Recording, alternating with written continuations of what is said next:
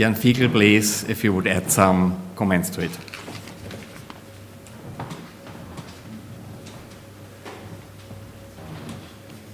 Thank you, ladies and gentlemen, for your patience to listen. Each dialogue starts with listening, not with speaking. Jesuit speaks at the end because it's more wise to speak at the end.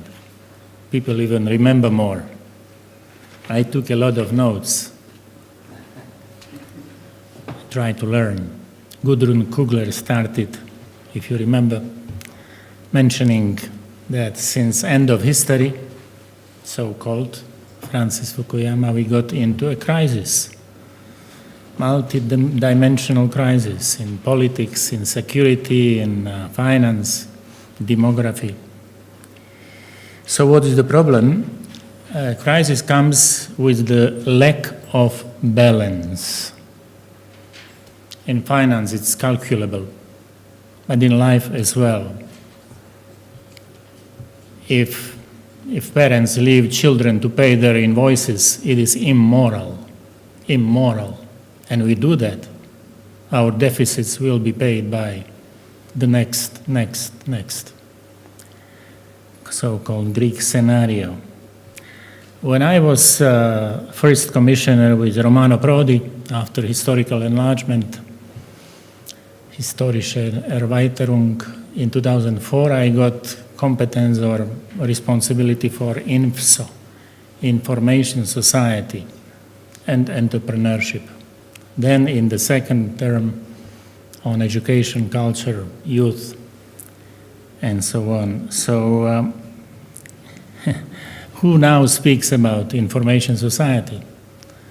The dream after 2000 was knowledge society. I don't know whether we achieved it or not, but these are relatively weak or superficial dreams or visions. A real, sustainable, rich society is a wise society. Because knowing the truth, staying with truth, living in truth makes us free. We are not free if we live in lies or information. What is it? Today, even falsely produced and, all this propaganda and manipulations. When I was Commissioner for Education, I used to repeat, because I founded Triple L program called Lifelong Learning, that without lifelong learning, there will be less and less lifelong earning. That lifelong learning is a must, not a hobby. And the truth is that education is not preparation for life, but it's life itself. We should learn until the very end, which is not the end. If we have something deeper or transcendent in our souls. So education empowers, education unites, Bildung verbindet. So it means we should invest, not only materially, but politically, generationally, into keeping our children, our people together by quality and equity of education, not either or. Quality, MIT, Harvard, Yale, I don't know which label.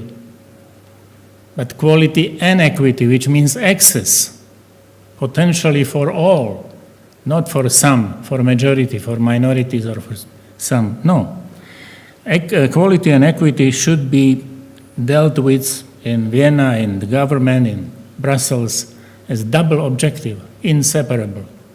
And then we will see results. Because it's only information or know-how, knowledge is a real objective, then I must warn those who believe in knowledge. Germany, between two world wars, had the highest number of Nobel Prize winners in science. and how it ended. So there must be more than knowledge only, more than science only. That's why I mentioned wise society or truth. And for example, it is very reasonable to say that all our capabilities, powers, should lead us towards knowing the truth. Because those are strong people who know the truth. Fides et ratio, religion and science, they are not in competition or in even conflict. They are like two motors of a plane. If they are driving plane in the same direction, and direction is truth, justice for all, common good for all, then society goes up and forward.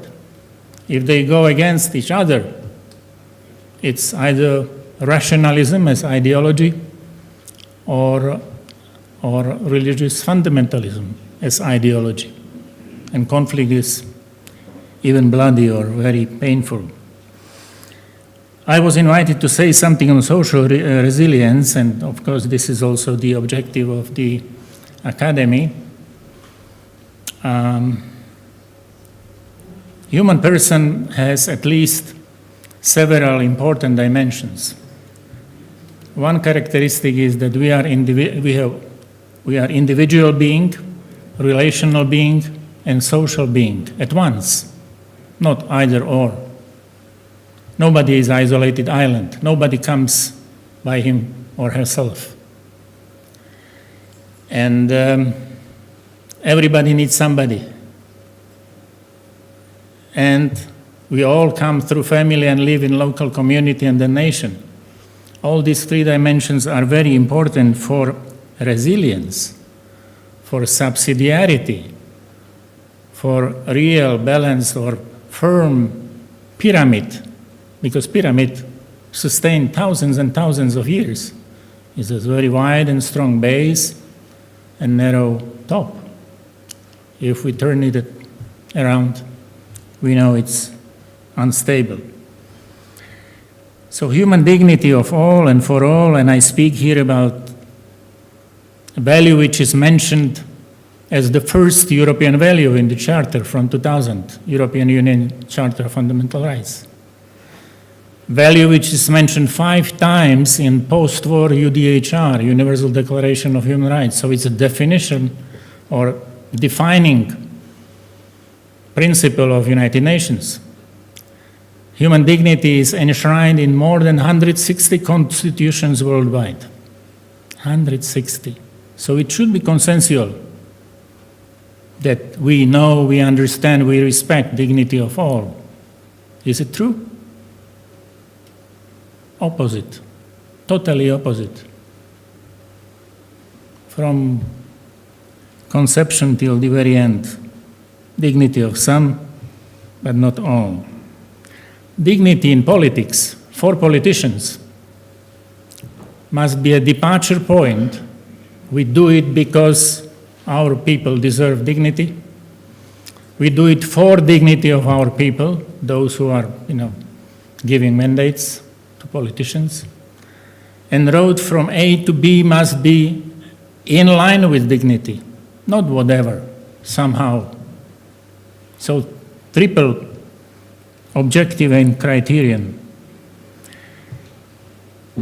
That's the reason why, due to Christian Democrats, they were not named here, but one was Konrad Adenauer, another was Robert Schuman, one was living here, not one, but many, and I like the name Leopold Figeľ.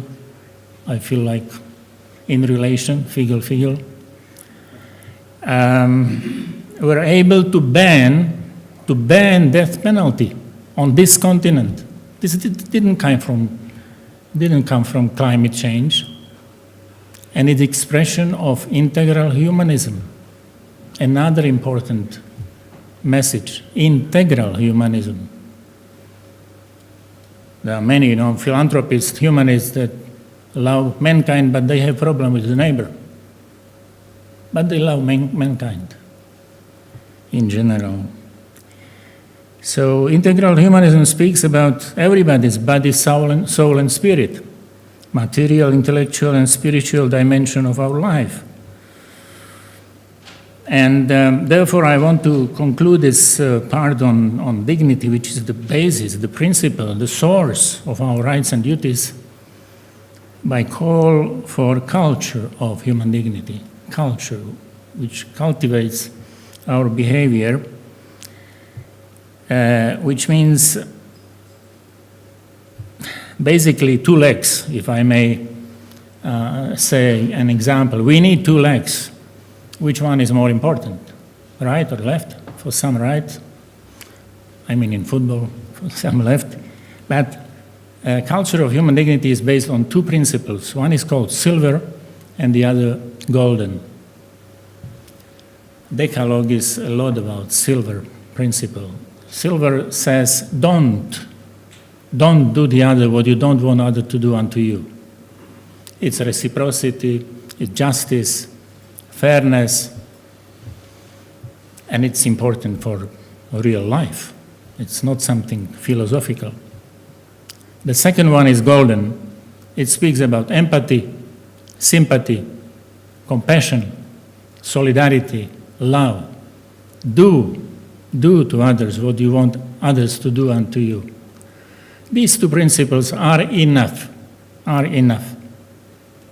They were quoted, and I will quote at the end one person who was not quoted yet in the Gospel by Jesus Christ. They are very ancient principles, not discovered now, or I'm not quoting anything else than ancient principles of morality. And balance means, in sense of dignity, I have freedom, but I have responsibility at the same time, not sometime. Not one day per year, Christmas. I have duties and I have rights. I can enjoy many rights if I care about two duties. In the UDHR, there are two duties. To behave in the spirit of brotherhood. It's not religious language. It's secular language of the United Nations. And at the end, Article 29, you will find duty to support or to serve the community in which we live and we develop ourselves and we enjoy our rights. But there is duty towards community in which we live in. So human dignity shouldn't be only invoked at speeches or constitutions, but explored and understood and respected. And for example, this moral principle, also constitutional principle of equal dignity, should lead to equal citizenship, which in today's world is a problem in many countries. There are second and even third-class citizens. India, Pakistan, many. And India has dignity in the preamble from 1947. I am speaking this language also in India or elsewhere where I was, including Nigeria. Second problem, not problem, but tragedy of our time here in this continent of peace is war. So we are not continent of peace anymore because we were not able to prevent war. And those who believe that armament and weaponry is solution to peace, mamma mia, are not good fathers, not good mothers. It was good as a deterrence, Cold War, yes, communism and free world. I lived half of life under the communist regime. My name belonged to uncle, young man, 26 years old, who was killed by Stalin's secret services, Ján Figeľ. We don't know where his body lies. But peace comes from hearts and minds of people, and of course, especially leaders. I don't hear now much quote of Adenauer, Schuman from France or Germany. And these sort of repeated adversaries, historical enemies, had to get together, reconcile, and even unite. It was unimaginable. Schuman was called traitor, illusionist. And then we got German miracle. Because combination of Schumann's principles and German and Marshall recovery plan, George Marshall Plan, not treating aggressor as second class or outsider, but equally at the same table, same money, brought European community. And that's what we should not only remember, but build. Europe as a community of people. We should unite people, not leaders. Leaders come and go, each one. But nations remain. Nations remain. So prevention is over. We have war, fifth year. 4 years were not enough, so we have 50 years of war. We were not able to prevent war in Balkans, in Eastern Europe, or post-Soviet space. There are only 3 scenarios, basically. One, status quo, which means every night, every day, people suffer and die. Our brothers and sisters, if we still remember UDHR, to behave in the spirit of brotherhood, should be stopped as soon as possible. Second scenario is from bad to worse.